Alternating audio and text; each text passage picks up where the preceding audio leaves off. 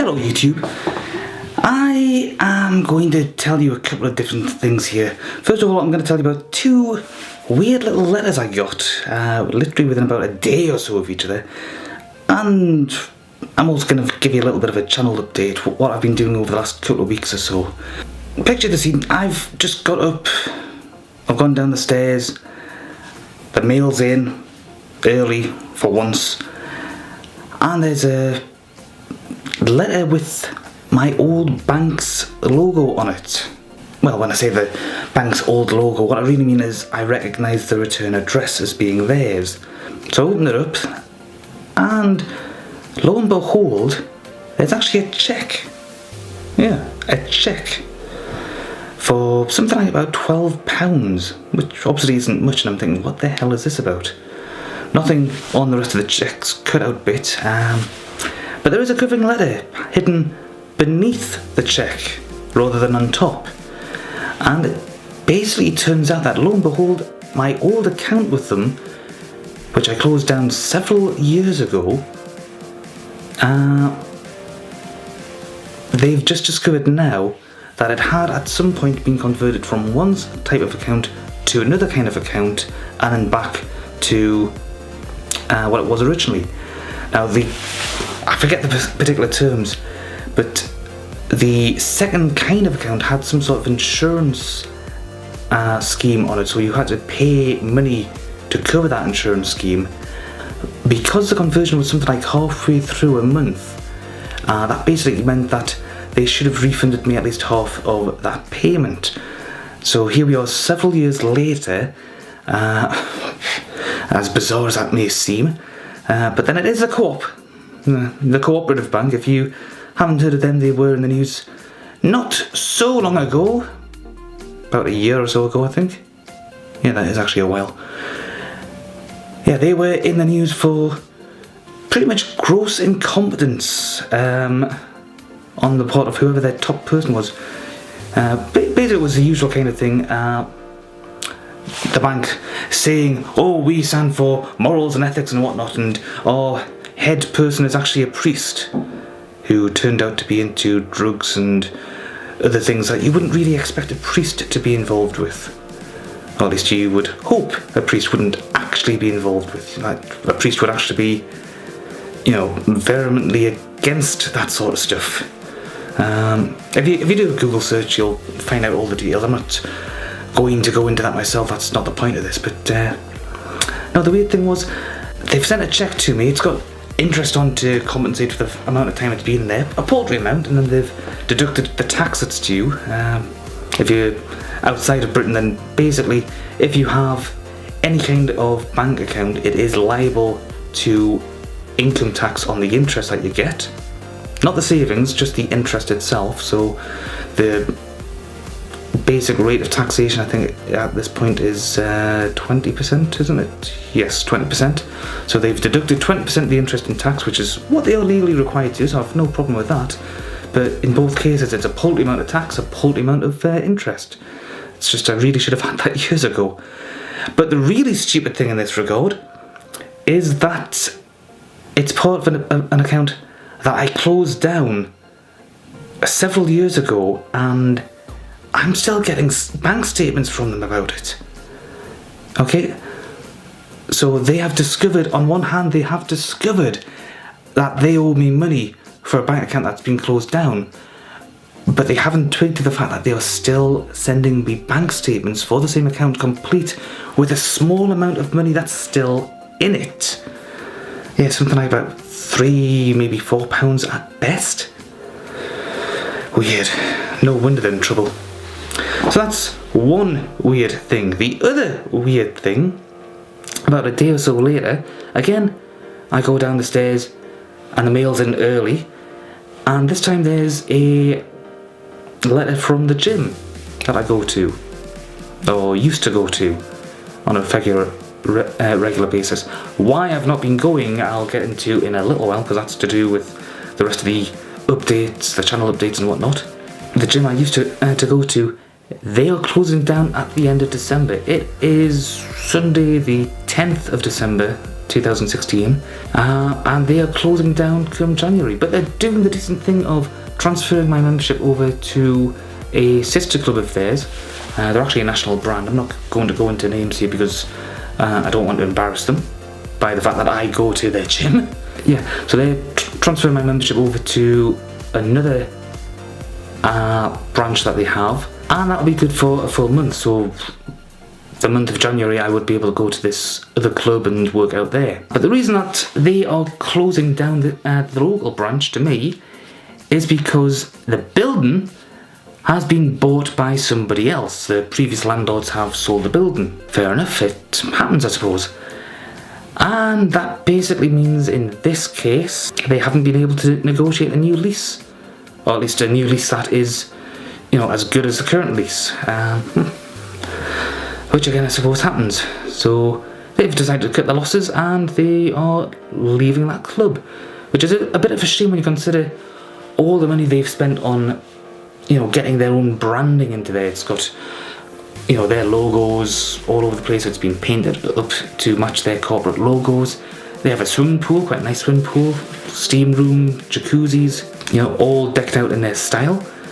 Whoever comes in obviously would have to either trash all of that or make use of it somehow. I mean, I've absolutely no idea who might want to take over an old gym. It also includes a shop above. Okay, so you've got the gym and its swimming pool and all the other facilities on one level, and there's a shop up above the next level with all kinds of gear related stuff, all stuff to do with exercise equipment and whatnot. They'll probably be having a closing down sale in December, so anybody who's wanting cheap gear could probably do quite well at this point. I don't need any new gym stuff, to be honest.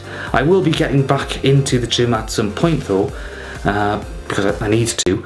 I haven't been able to go for the last 2 months because of an injury I've had, but I'll come back to that later.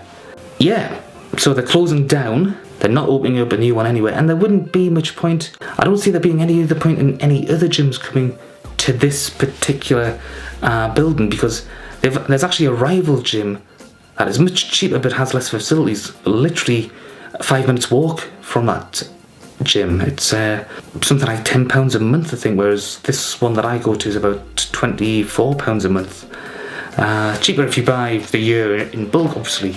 And I'm in two minds as to whether or not I'll actually rejoin or not. I'll certainly be making use of it, but it just they must have been losing money. That's the only thing I can think of. Now I'm going to go into channel updates, because if you are one of my 41 subscribers, that's a massive number, isn't it? 41.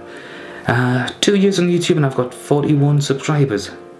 Now that doesn't guarantee 41 views, obviously, because you probably are all watching much better content from other channels, and I don't blame you. But I do like to think I'm getting better at this. I'm not much of a vlogger in this sense. I'm going to try to do more of that in future. But what's basically happened is I injured myself. I picked up a back injury. Yeah, that's kept me out of action for the last 2 weeks. Now, if you are a regular viewer, then you probably have seen my 22 push-up challenge video that I did more than 2 months ago. Yeah, so I injured my back just above the hips, just at the base of the spine itself. Not along the length, it's just the one section that's hurt. And it's just muscular damage, it's not bones that have been damaged or anything like that, it's just muscular pain that's there. And it's been quite persistent for the first couple of weeks. Then it was sort of coming and going, and just when it started to feel like it was getting better, then it sort of had a relapse and I was back to pretty much stage 1, but it did come and go at that point. So sometimes I would be in pain and then I would be fine for an hour or so, and then it would come back. Maybe not as bad as it was before, but it would come back, and then it would go away, then it would come back, and so on and so forth. And it was really distracting. I just couldn't concentrate on anything as a result of the sheer blinding pain. Now I've had broken bones, I've had a couple of busted toes, okay, I've had fairly major surgery on my intestine, okay, all of that hurt in spectacularly different ways, especially the surgery in the intestine, because that's a subject for another time, I suppose. But this was an entirely different pain in its own right, because I couldn't concentrate on anything I was doing. That's how much pain I was in. So sitting in a chair, for example, was incredibly uncomfortable. I mean, I'm sitting in the chair I regularly use when I'm working on my PC, when I'm playing video games, when I'm editing videos, when I'm watching YouTube, when I'm doing any kind of web surfing, anything that basically uses my computer in any regard. This is the chair I use, what I'm in right now. Very similar to the chairs that I believe Markiplier and Jacksepticeye use. It's not identical as far as I can tell, but it is very similar. It's got the wire mesh type thing, which is quite a popular thing. It's actually, I was a bit dubious about getting a chair like that at first, but it is surprisingly comfortable and very strong as well. I kind of had visions of it fraying eventually. But no, I've had it a good long while now, and it's in as good condition now as it was when I first got it. So, but even then, even in this chair, sitting down was uncomfortable. Standing up was uncomfortable. Sitting for prolonged periods was uncomfortable. That's obviously not the case now, because I'm actually, in a much better place than I was before. The pain is gone. I can walk without pain, because I was sort of limping and hobbling quite a bit before when I was playing up. Now that's all gone. I've basically done rehab exercises that the doctors gave me, which basically was sort of yoga influenced type things. Haven't been able to go to the gym itself, because what I used the gym for was basically free weights, machines, treadmills, that sort of stuff. Not so much on the treadmill, because I hate running with a passion. I hate it. I cannot stand it. It's just one of the most dubious things. If you are a runner and you enjoy it, that's fine. That's obviously your thing. But for me, it's one of the most dull, boring things on the treadmill, at least. Maybe going out for an actual proper run along the coastline, for example, would definitely be interesting. It would definitely be fun. But not on the treadmill, although the treadmill is kinda to the knees. I will say that. Yeah, I couldn't do anything beyond stretching exercises that I got, which were very yoga-ish. I've been involved in one form of physical fitness or another since I was about 14, so quite a long time now. Whew, where did the years go? Yeah, where do the years go? So stretching has been quite a regular part of that anyhow, whether it's been stretching before workouts, after workouts, stretching in general just for the sake of stretching, martial arts when I did that. Okay, I've done quite a bit of stretching, so I've had quite a high degree of flexibility over the years. Kind of waned a bit over the last year or so because I haven't been doing as much stretching until more recently, but it is coming back as well. Never been able to do the full splits, although I have been very close to doing the full splits in all three directions. Off to the left, off to the right, box splits. Yeah, I've, very close to getting all the way, but obviously I haven't been doing it that much, that often until more recently, so the gap has sort of grown. But yeah, that's what I've been doing. I haven't been making videos because I simply haven't been physically able to do so. I've had a few videos that were already prepared anyhow. I like to have a couple of videos in reserve. Once that was all used up, that was it. I did try to make one new video and put that up, but again, that was it. So this is my first new video in quite a while, and it's going up on a Sunday, so Sunday is generally a day I might occasionally put a bonus video up. Fridays are sometimes a day when I put bonus videos up. Regularly I put videos up on Monday, with the Let's Plays on Wednesdays, when I can remember to do Let's Plays. I don't always record every video game session I ever do. Definitely gotten into Rocket League before the injury, so there might be a few more videos on that. But I am also thinking about doing completely different videos as well, just to stretch myself in other ways. One thing I'm considering is list videos, which did meet some controversy a few years ago, although we'll see whether that does take off or not. I live in a fairly historic region, okay, the northeast of England. There's plenty of historical things that the history buff out there might be interested in. I've got my own car, so I can visit them quite easily. The only real problem is potential copyright issues.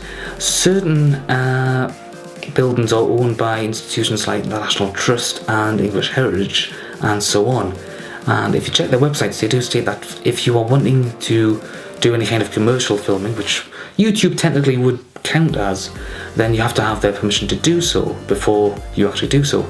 Regular touristy type photography, that's fine, because nobody typically would be making any money from that. It's just something that they would put in a photo album and say, yes, here's me at this building here, which was the scene of whatever battle in whatever year in whichever century. But to do something commercial, such as say a YouTube video, so taking photos, taking videos and so on of such items, such places, that would count as commercial on YouTube, even though none of my videos are monetized at this point. That might change in future, I don't know. But certainly at this point, nothing I do is monetized. But in theory, okay, a YouTube video would be hit for a copyright strike, potentially. Same thing would be true if you were doing photographic prints, if you were doing calendars, okay, if you, for example, I'll just use a very famous example since it's been in the news a lot in the recent past because of Transformers 5, the last night, Bamborough Castle. Okay, that's quite a well-known castle. It's not owned by the National Trust or English Heritage, it's privately owned.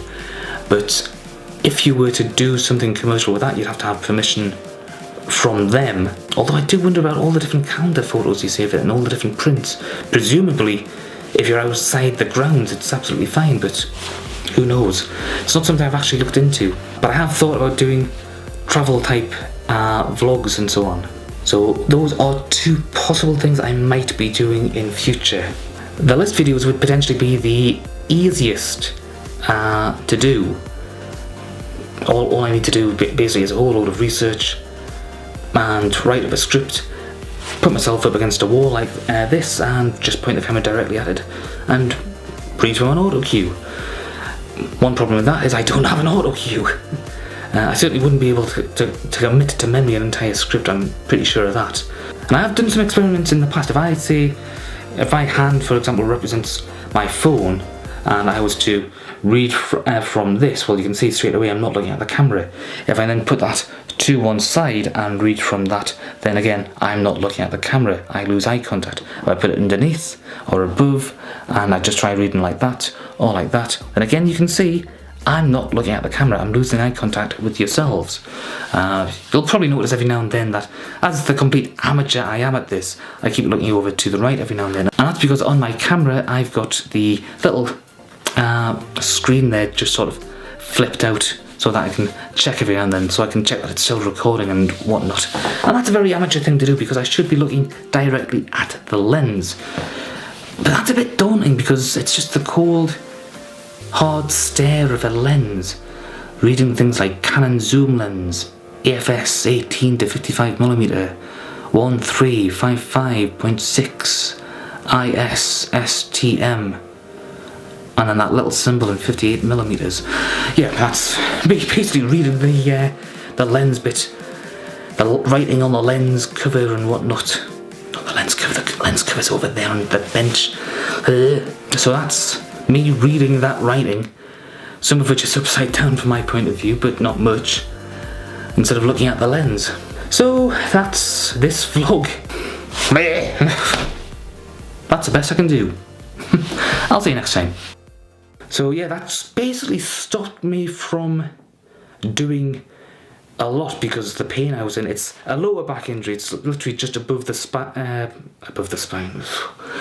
Yeah, the back is the spine. One of these days I'm actually going to do one of these in one go without screwing things up. That'll be the day.